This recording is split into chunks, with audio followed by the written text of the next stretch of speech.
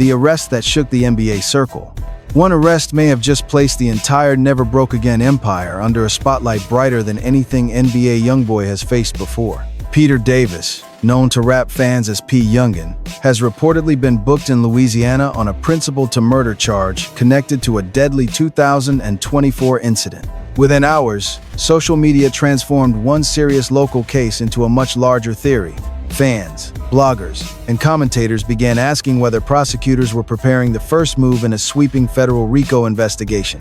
But that explosive narrative comes with one major problem. The publicly available information does not currently prove that NBA YoungBoy ordered, planned, participated in, or even knew about the alleged crime. Davis is facing his own accusation. Still, because of his public association with Never Broke Again, the arrest immediately became bigger than one man. That is the burden surrounding YoungBoy's name. Every legal problem involving somebody from his wider circle becomes another chapter in a story the public believes it already understands. For years, YoungBoy has been portrayed as both a streaming phenomenon and the center of a troubled universe. His music turned pain, fear, loyalty, and survival into a global movement. His label became an identity. His fans became fiercely loyal. Yet the same authenticity that built his career also created constant suspicion whenever real-life controversy appeared nearby. Now, the central question is not simply what happened to Peter Davis. The question is whether this case exposes something larger, or whether the internet is forcing unrelated events into a conspiracy that does not legally exist. Where are you watching from today? Comment your city or state below. Subscribe to the channel so you do not miss the next development. Press 1 if you believe this is only an individual case, or press 2 if you believe investigators may be looking at something bigger. The world NBA YoungBoy built.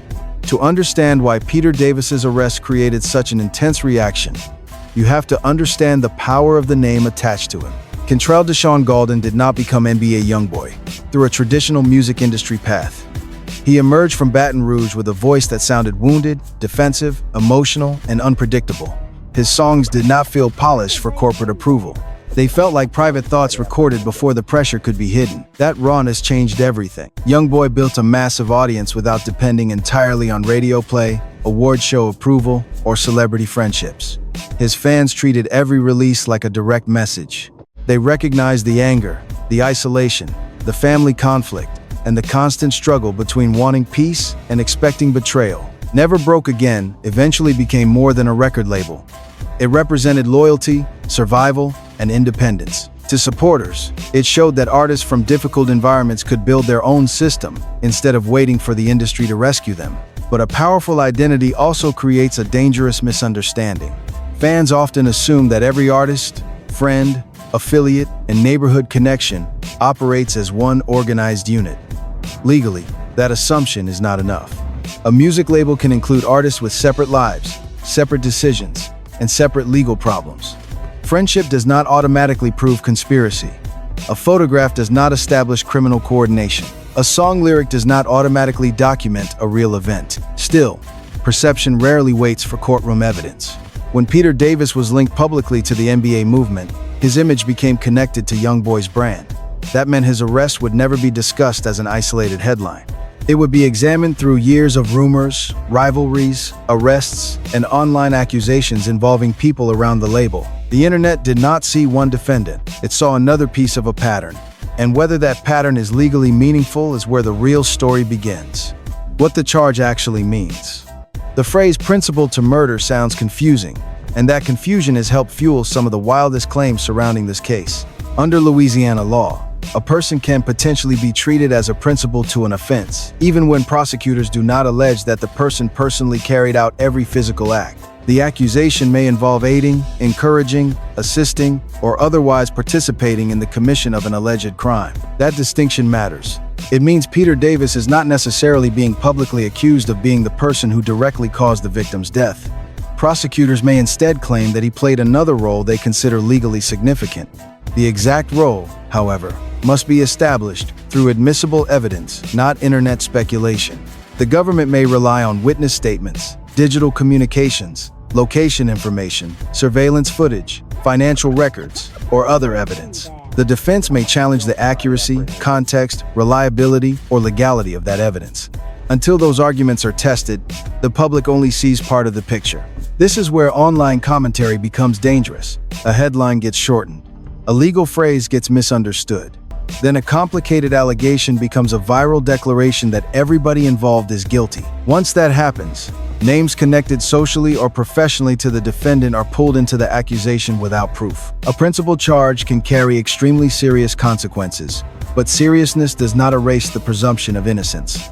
The state still has to prove the required elements beyond a reasonable doubt. Davis's public association with Never Broke Again may explain why the case attracted national attention. It does not, by itself, establish that the label participated in the alleged incident. That legal separation is critical, because if prosecutors are pursuing Davis for his alleged individual conduct, this remains a serious state-level criminal case. But if evidence eventually points toward a coordinated organization committing repeated crimes, the situation could expand dramatically. Right now, those are two very different possibilities. Online, however, they are already being treated like the same story. Why the RICO theory exploded? The word RICO has become one of the most powerful attention-grabbing terms in modern rap coverage. Whenever several people connected to the same artist face legal trouble, social media immediately begins building an enterprise theory. Old photographs resurface, lyrics are replayed, past rivalries are placed on timeline. Every arrest is treated like another puzzle piece. That is exactly what happened after news of Peter Davis's charge spread. Commentators began suggesting that federal prosecutors could use the case as leverage. Some imagined cooperation deals. Others claimed investigators had probably been watching the Never Broke Again circle for years. A few presented speculation as though an indictment had already been written. But a real RICO case requires far more than association and controversy. Prosecutors would generally need evidence of an enterprise, a pattern of qualifying criminal activity, and meaningful participation by the individuals charged. They must connect specific defendants to specific conduct. Public reputation alone is not enough. Music affiliation alone is not enough. Knowing people with criminal cases is not enough. That does not mean a broader investigation is impossible. Law enforcement agencies often work quietly, and the public may not learn about an investigation until charges are filed.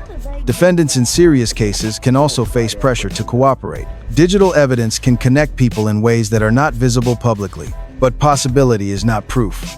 As of the storyline presented in the available material, no public federal indictment names NBA YoungBoy as a participant in a criminal enterprise connected to Peter Davis's case.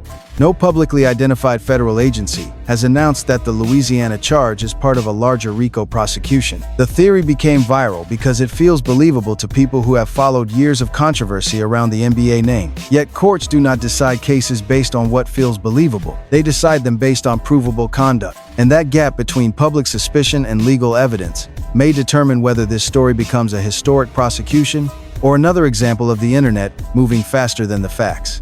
YoungBoy's long legal shadow. NBA YoungBoy's legal history is one reason the public is prepared to believe the worst whenever a new controversy appears. His rise was never separated from conflict. Arrests, court restrictions, weapons allegations, probation issues, and highly publicized cases repeatedly interrupted his career. At different moments, it seemed as though the legal system and the music industry were pulling him in opposite directions. That history created a permanent shadow. Even when a new allegation involves somebody else, YoungBoy's past becomes part of the headline. Critics see a continuing pattern. Supporters see an artist who is blamed for every decision made by anyone around him. Both sides often ignore the most important question: what can actually be proven in the specific case being discussed? The source material also points to a major change in YoungBoy's federal legal position. It states that he received a presidential pardon covering documented federal convictions. A pardon can remove or reduce certain federal consequences, but it does not erase every public memory, settle every state matter, or protect somebody from future prosecution for unrelated conduct. More importantly, it does not automatically affect another person's state criminal case. Peter Davis's Louisiana charge stands on its own facts. YoungBoy's previous federal cases stand on their own records. Combining them may create a dramatic YouTube title, but it does not automatically create a valid legal theory. Still, reputation has consequences beyond court. Brands become cautious. Business partners watch public reaction. Distributors assess risk. Artists inside a label wonder whether another controversy will delay releases or damage opportunity. Fans begin choosing sides before evidence is presented. That means YoungBoy can suffer professional consequences, even without being charged. The Never Broke Again name is valuable because it is inseparable from his identity. But that same connection means every affiliate's public crisis can become a threat to the entire brand. The legal question may be about Davis. The business question is already about YoungBoy. The real pressure on Yungin. Behind the viral theories is a young defendant facing a situation far more serious than online entertainment. Peter Davis is not simply a trending topic. He is a person accused in connection with a homicide, and the possible consequences could reshape the rest of his life. If convicted of a serious principal offense, he could face punishment comparable to someone accused of more direct participation, depending on the exact charge and finding. That creates enormous legal pressure. Prosecutors may attempt to prove that Davis knowingly assisted, encouraged, or participated in the alleged crime. His defense may argue that the evidence is circumstantial, unreliable, taken out of context, or insufficient to establish criminal intent. The difference between being present, having knowledge, and intentionally assisting can become central. In serious criminal cases, those distinctions are not technical details. They can determine whether somebody walks free or loses decades of freedom. Past arrests may also shape public opinion, but they do not automatically prove guilt in a new case. Courts generally require the government to establish the current allegation using evidence relevant to the present charge. Online audiences often skip that process. They treat previous controversy as confirmation. They assume an arrest means investigators already know everything. They interpret silence as guilt and legal strategy as betrayal. But defendants frequently remain silent because anything said publicly can affect the case. Another question is whether prosecutors believe Davis has information about other people. That possibility is one reason cooperation rumors spread so quickly. Yet there is currently no public proof in the source material that Davis has agreed to cooperate, implicated YoungBoy, or provided evidence against the NBA organization. Those claims remain speculation unless supported by court documents or official statements. The most responsible conclusion is also the least sensational. Davis faces a serious accusation. The state must prove its case, and the defense has the right to challenge every element. The truth will not be determined by the loudest blog. It will be determined by evidence. When music becomes evidence, rap has always blurred the line between lived experience, character, exaggeration, warning, and entertainment. That artistic complexity becomes dangerous when investigators, prosecutors, fans, or media personalities treat every lyric as a literal confession.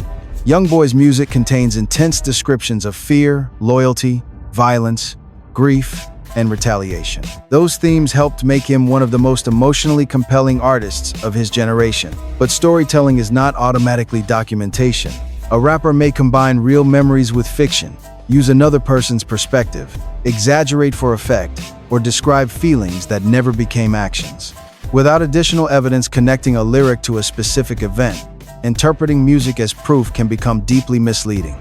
Still, investigators may examine songs, videos, social posts, and messages when they believe those materials provide context. The critical legal issue is whether the content can be reliably connected to actual conduct. In a potential conspiracy case, prosecutors could look for communications showing coordination, payments, instructions, concealment, or shared criminal objectives. Defense attorneys would likely argue that artistic expression, branding, and friendship are being misrepresented as evidence of an enterprise. That battle has already appeared in other high-profile rap prosecutions. The public usually sees the dramatic fragments first: a lyric, a photograph, a hand gesture, a music video scene.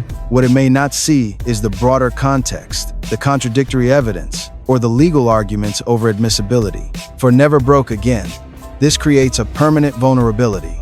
The brand was built on authenticity. Fans believe the pain because the music feels connected to real life. But the closer art appears to reality, the easier it becomes for outsiders to claim every fictional or exaggerated detail reveals criminal intent. That does not mean artists are above the law. It means the law must distinguish expression from action. If Peter Davis's case expands, that distinction could become one of the most important and controversial parts of the entire story. Can the NBA empire survive another crisis? Never Broke Again has survived situations that would have ended many ordinary labels. YoungBoy's audience remained loyal through arrests, restrictions, public feuds, long periods away from traditional promotion, and constant negative coverage. His music continued reaching enormous numbers because fans did not view him as a manufactured celebrity. They viewed him as someone whose instability and pain were part of the truth he shared. That loyalty is the label's greatest defense. It is also difficult to transfer. YoungBoy is the center of the brand. His voice, image, history, and emotional connection with fans give the organization its power. When an affiliate succeeds, the brand grows. When an affiliate is arrested, the controversy travels directly back to him. The danger is not only legal. A pattern of serious headlines can make emerging artists hesitate before signing. Corporate partners may avoid association. Venues and promoters may become more cautious. Existing artists may struggle to build independent identities because every interview returns to YoungBoy's controversies. At the same time, scandal can increase attention. Searches rise. Old songs return to circulation. Fans defend the movement more aggressively.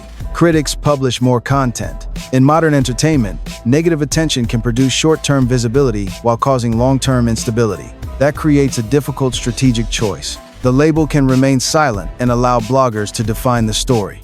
It can issue a careful statement separating the organization from individual allegation. Or it can respond emotionally and risk creating more evidence, more headlines, and more confusion. The smartest response would focus on facts. No attacks on victims. No threats toward witnesses. No public judgment of the defendant. No claims about hidden investigations without evidence.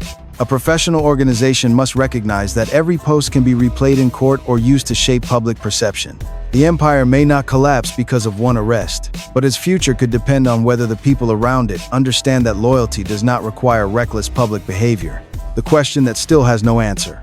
After all the viral posts, dramatic thumbnails, and RICO predictions, the central question remains unresolved. Is Peter Davis's arrest an isolated state prosecution? Or is it the first visible sign of something much larger? Based on the information presented so far, there is no public federal indictment connecting NBA YoungBoy to Davis's alleged offense. There is no publicly established evidence that YoungBoy directed or participated in the incident. There is also no official confirmation that federal prosecutors are building a RICO case around Never Broke Again. Those facts matter, but they do not end the conversation. Investigations can develop. New witnesses can emerge. Phones can reveal unexpected connections. Prosecutors can amend charges. Defendants can make decisions that completely change the direction of a case. Davis's defense may also expose weaknesses in the prosecution's theory. Evidence may fail to support the original accusation. Witness credibility may collapse. Digital records may contradict the timeline. The public should be prepared for either possibility. What makes this story so powerful is that it exists between two realities. In the first reality, Peter Davis is an individual defendant whose alleged conduct has been unfairly used to accuse an entire music organization without proof. In the second, investigators may possess information the public has not yet seen, and the arrest could eventually connect to a broader network. Right now, neither side can honestly claim the complete picture.